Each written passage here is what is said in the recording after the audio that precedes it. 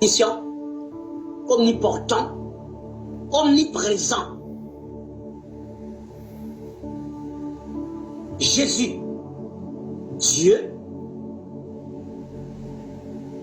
Jésus, Jean 4, 24. Esprit, 2 Corinthiens 3, 17. Esprit.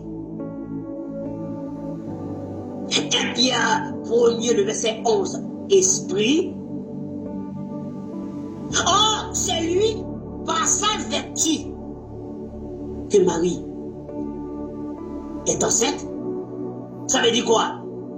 Marie représente l'Église. Jésus représente la parole que l'Église, ou autrement dit dans Jean 3,16, car Dieu a tant aimé le monde qu'il a révélé, donné sa parole. Hein? À qui? Au monde. Maintenant, nous devons découvrir qui est le monde. Je viens de dire que le monde représente l'Église, ou autrement dit, Marie représente l'Église. Donc, ça dit, la parole a été révélée, donnée, déclarée à l'Église. Or, l'Église représente une femme. Donc, Jésus, dans le ventre de Marie, c'est la parole qui, à l'intérieur de l'Église, sanctifie l'Église. Qui sanctifie l'Église. Donc, c'est-à-dire, l'Église triomphe par la parole à travers elle. Or, qui parle à travers de l'Église, c'est l'Esprit. Donc, pendant que Jésus était dans le ventre de Marie, cela voulait dire quoi? Dieu était en train de parler. C'est-à-dire, dans le ventre de Marie, Dieu parlait. Et la parole qui était, la parole n'est pas concrète. La parole est abstraite. Maintenant, la parole devient chair. Autrement dit, Dieu qui était esprit devient un homme. Donc, la parole qui était abstraite devient concrète. Dieu qui était esprit devient homme. Donc lorsque je vois Jésus, je vois la parole de Dieu. Autant que Jésus marche, cela veut dire que Dieu parle. Mais sauf que il parle à un monde spécifique. Et ce monde, c'est l'Église. Maintenant, comprenons Jean 3,16. Nous allons voir que c'est l'Église tout à l'heure. Je n'ai pas encore donné le texte pour prouver que c'est pour l'Église qu'il est mort ou qu'il s'est donné. Ce n'est pas pour le monde littéralement. Parce que le mot monde ici dans Jean 3,16, ce n'est pas le monde littéral. Non. Ce n'est pas littéral. Regardez. Car Dieu a tant aimé l'Église qu'il a révélé sa parole, sa seule parole, sa parole unique, afin que quiconque croit en lui ne périsse point, c'est-à-dire en Dieu, en sa parole, mais qu'il ait la vie éternelle. Maintenant, les quiconque croit ici, ce ne sont pas n'importe qui. À 13:48, ceux qui étaient destinés à la vie éternelle crurent.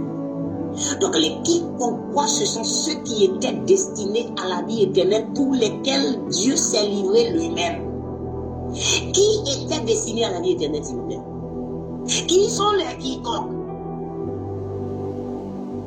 Éphésiens 1:4 dit, en lui Dieu nous a élus avant la fondation du monde, afin que nous soyons saints et irrépréhensibles devant lui.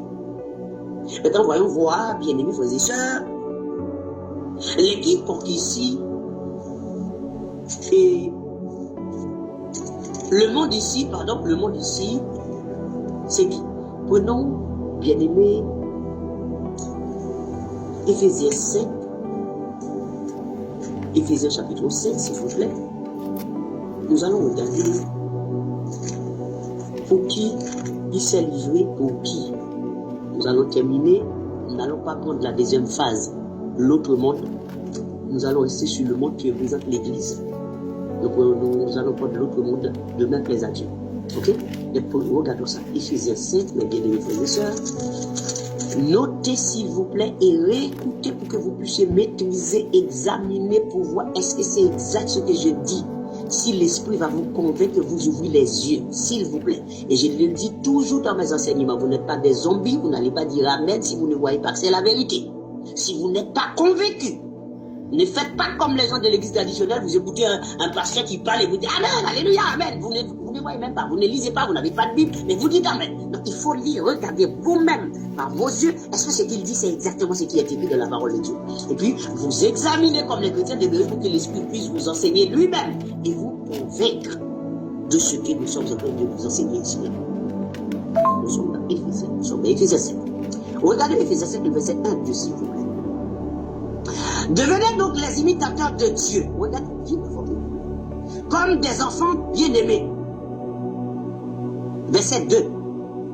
Et marchez dans la charité, virgule, à l'exemple de Christ, virgule, qui nous a aimés, nous avons trouvé le verbe aimer ici de Jean 3,16, et qui s'est livré lui-même à Dieu pour nous.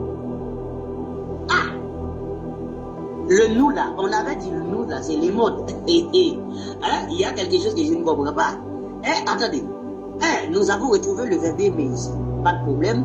Jusque là, ça va. Jean 3,16, ok, oui, nous avons. T'as Dieu a tant aimé. Ok, nous avons aimé. Et qui s'est livré, donné, ça veut dire livrer, veut dire donner. À Dieu pour nous, nous ici là, nous là, c'est quoi? Nous, livré pour nous. Dans Jean 3,16, on a dit pour le monde. T'as dit, t'as tant aimé le monde, hein? Donc ça dit le monde ici, hein, c'est nous. Qui nous ici? L'église. Hein? Nous allons voir ça tout à l'heure. Hein? Qui c'est l'église? Ici, nous ici. Pour nous. Comme une offrande. Donc ça dit, hein? C'était une offrande. Un sacrifice de bonne odeur. Un sacrifice de bonne odeur. Donc c'est-à-dire, il s'est livré à Dieu. Ou autrement dit, il s'est livré à lui-même. Pour nous. C'est-à-dire pour l'église. Pourtant là, on dit pour le monde. C'est-à-dire, le monde ici, c'est l'église. Regardez pour voir. Regardez le verset 25 maintenant. Le verset 25. Le verset 25, s'il vous plaît.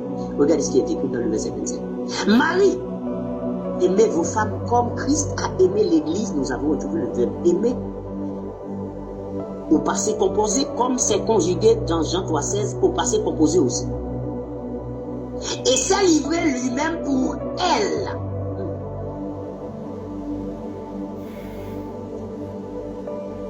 Le voilé s'est dévoilé. Hein? Le voilé, la parole voilée s'est dévoilée. Regardez, hein? Car Dieu a tant aimé l'église et s'est livré lui-même pour l'église.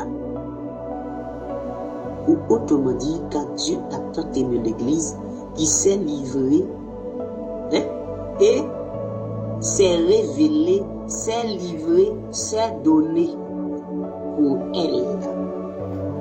Donc le monde ici représente l'église. Jésus-Christ est mort pour qui? Et s'est livré lui-même pour elle, pour l'église. Jésus-Christ ne s'est pas livré pour le monde, c'est pour l'église. Le monde ici, c'est l'église. Et 1 Jean 2,15 vous dit, n'aimez pas le monde, les choses qui sont dans le monde, Dieu n'aime pas le monde. Si quelqu'un aime le monde, l'amour du Père n'est pas dans lui, donc Dieu n'aime pas le monde. Car Dieu a tant aimé le monde, mais quel monde? Mais si Dieu n'aime pas le monde, les gens disent donc Dieu n'aime pas le monde. Mais quel monde ici met l'église? Hein? Marie, aimez vos femmes comme Christ a aimé l'église. Car Dieu a tant aimé le monde. Il a donné. Donner veut dire livrer. C'est livré. Hein? Lui-même pour elle. Il s'est livré pour elle. Quelqu'un dit, il y a Jésus-Christ est mort pour le monde. Ah oui, pour tout le monde. Tout le monde. Donc Jésus-Christ est mort pour quelqu'un qui va en enfer. C'est-à-dire